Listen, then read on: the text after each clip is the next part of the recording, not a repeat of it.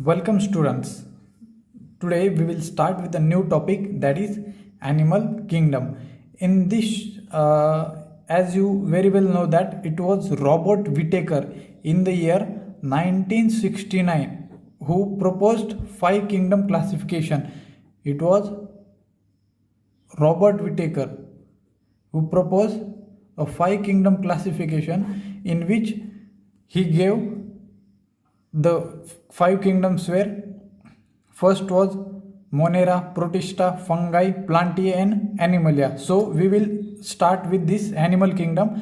As the living world, you know that it is of 1.7 million. So out of these, 1.2 millions are all animals. So there must be a criteria to classify these animals.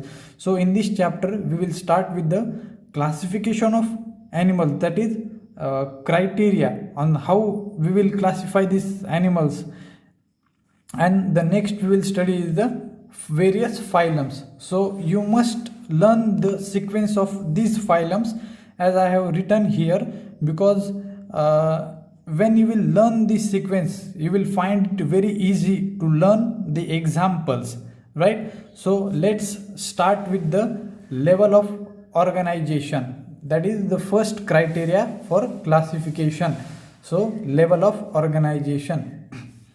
Level of organization is basically nothing but the level of complexity. As the development takes place, the complexity also goes on increasing. So this level of organization is basically the level of complexity. So the first level is protoplasmic level. In protoplasmic level, a cellular body performs all the functions. A cellular body performs all the function, and this is present in the protozoans. So these protozoans are basically, they are classified into Protista. So we will start with cellular level of organization. In this cellular level of organization, the specific cells are assigned to perform a specific function. What I said is, the specific cells, organism is composed of cells and each cell is assigned to perform a specific function, and some division of labor occurs among this cell. This is called as cellular level. These cells are arranged as loose cell aggregates, and this type of organization is present in poriferans. So next level of organization is tissue level. In tissue level, a group of cells combine to form a tissue, and this tissue performs a function, and this tissue level is present in coelenterata and ctenophores. This tissue level is present in coelenterata and ctenophores. So next level is organ level, and this organ level is present in platyhelminthes. And after organ level of organization, there is organ system level. In organ system level, various organs combine and coordinate their function, and this type of level of organization, that is organ system level, is present in Aschelminthes to chordates, right? Later on the basis of organ system level, we will classify the organisms on the basis of digestive system, and that is nothing but the body plan, and circulatory system, right? So this is all about the level of organization. Next we will study the next criteria is symmetry. On the basis of symmetry, organisms are classified into three types, that is asymmetry, radial symmetry and bilateral symmetry. In asymmetry, when any plane, I said that when any plane, do you remember amoeba? It has random structure. When any plane that passes through the central axis but it does not divide the organism into equal half is called as asymmetry. This is present in sponges. While radial symmetry, when any plane that passes through the central axis and divides the organism into equal half is called as radial symmetry. So the must condition is it should pass through the central axis. When this axis will pass from here, this is not radial symmetry because it does not divide the organism into equal halves. So when any axis that passes through the center and divides the organism into equal half is called as radial symmetry. Radial symmetry is present in Coelenterata and Ctenophora. So bilateral symmetry, as you will see in let me draw a butterfly. So radial we are studying about bilateral symmetry. When a plane, remember here any plane and here a plane and here any plane should pass and that divides, and here a plane in bilateral symmetry, when a plane that passes through the center and divides the organism into right and left half is called as bilateral symmetry, and this bilateral symmetry is present in platyhelminthes to chordata. So here the star mark point is that in echinodermata adults में present होती है radial symmetry और Echinodermata larva में present होती है bilateral symmetry. It is very important. So next criteria for classification we will study is germinal layers. Germinal layers are the layers which are formed during the gastrula stage of embryonic development.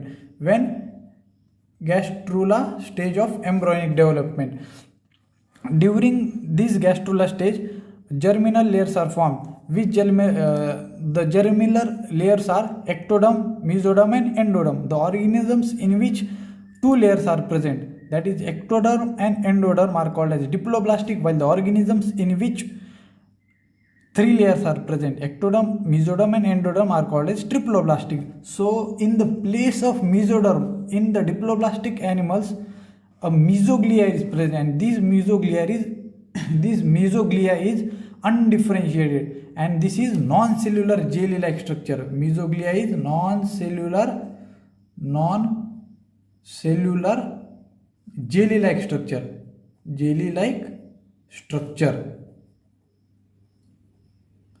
So here the examples of diploblastic are sponges, coelenterates and ctenophores, while triploblastic platyhelminthes onwards to chordata are triploblastic.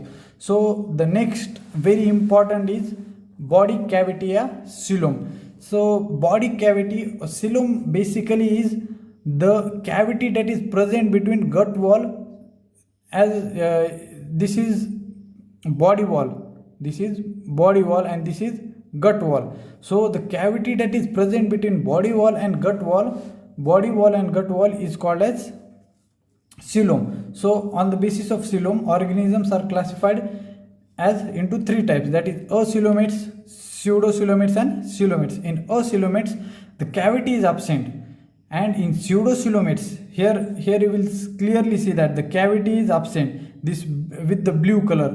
Here the cavity is absent, these are called as acoelomates.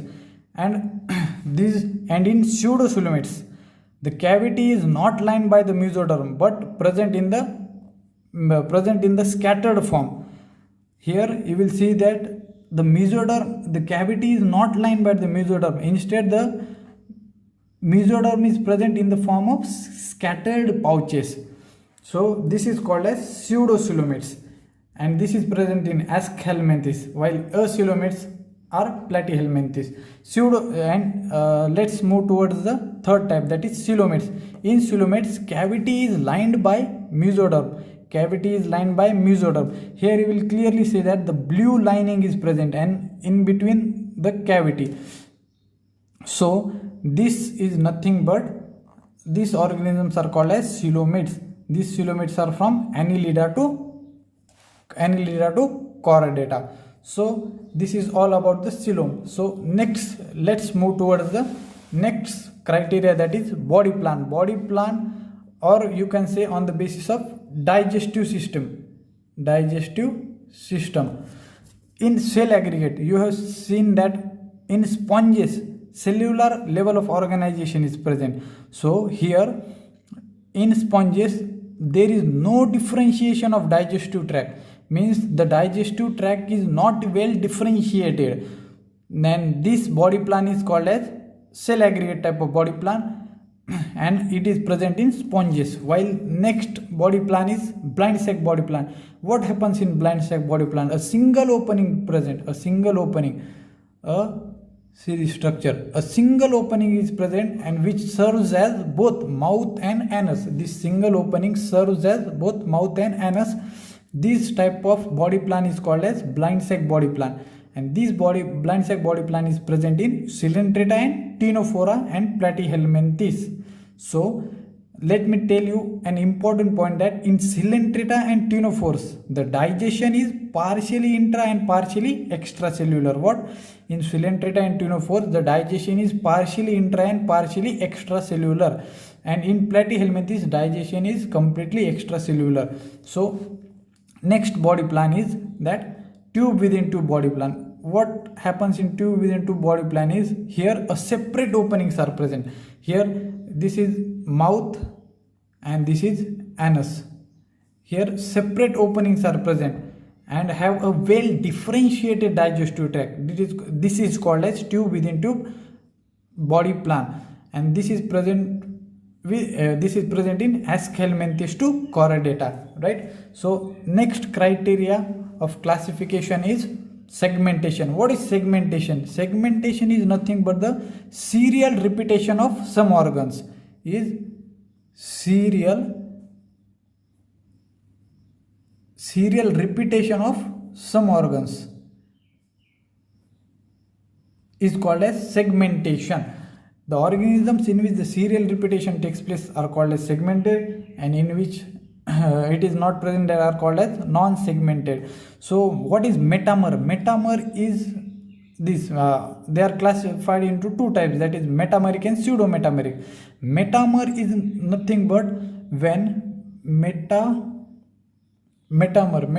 in which the new cells are not formed or old cells are not removed. What? New cells are not formed and old cells are not removed, in which the segments remains constant, right? But in pseudometameric segmentation, the old segments are removed while the new segment, continuous formation of new segment takes place. That's why they are called as pseudometameric, and the example is tapeworms. And in metameric segmentation, the best metamerism is represented in annelids, that is earthworm. And the examples of metameric segmentation are annelida, arthropoda and chordates. So next criteria is notochord. What is notochord, sir? Notochord is basically a mesodermally derived rod-like structure.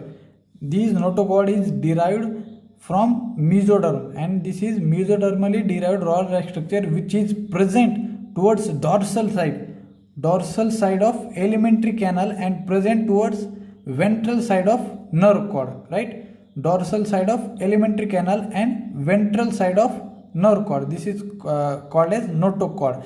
And the animals in which the notochord is present are called as chordata, and the animals in which this notochord is absent are called as non-chordata. This is present, non-chordates are porifera to hemichordata. Remember, hemichordata are also non-chordata. So the eighth criteria is on the basis of circulatory system. Circulatory system is on the circulatory system of two types: open circulatory system and closed circulatory system. In open circulatory system, the tissue and cells are directly bathed, means they are directly in contact. Cells and tissues are bathed. Bath means they are in directly contact. The blood is directly in contact with cells and tissue. Is called as open circulatory system, while in closed circulatory system, vessels are present. Vessels are present of varying diameter.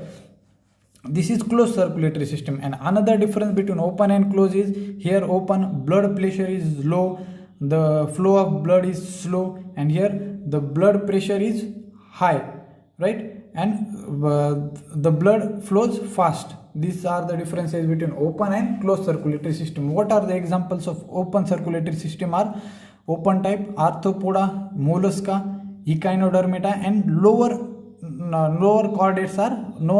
chordates like tunicates, right? And closed circulatory system is present in annelids and vertebrates.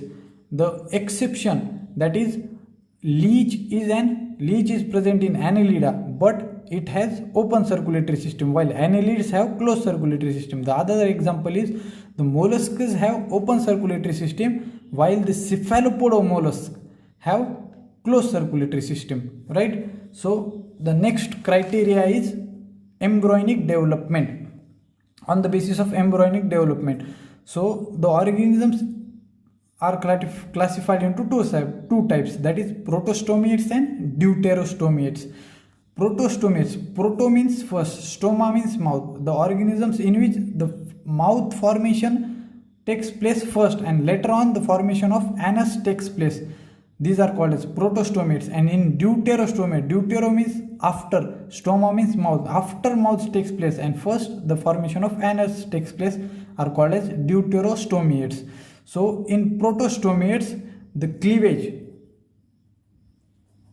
the fate of cleavage is determinant, in which the particular cell will be assigned for a specific function, while in deuterostomiates cells are indeterminate, in which the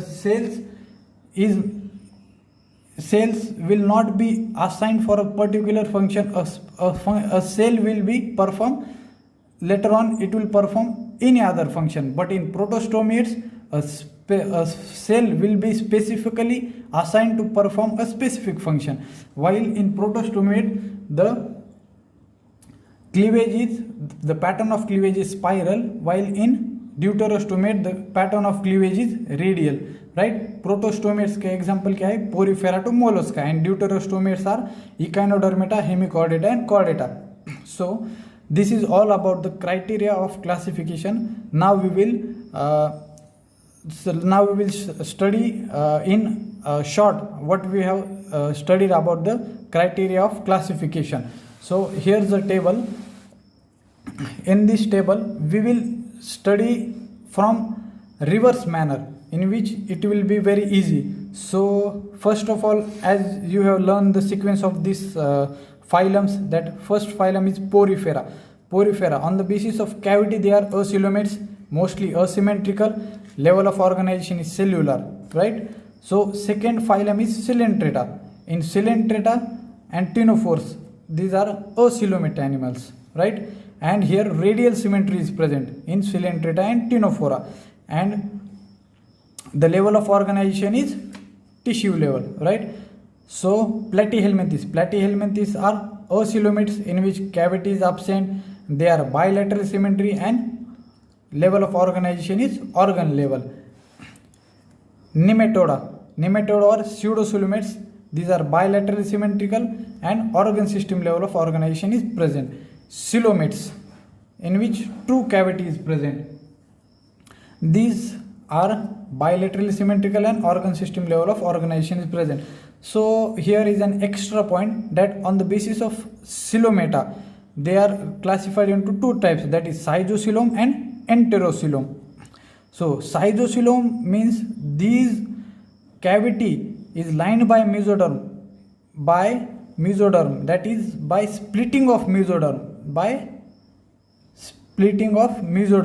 and here in enterocoelom it is formed by fusion. So cytocoelom के example कौन कौन से? Annelida, arthropoda,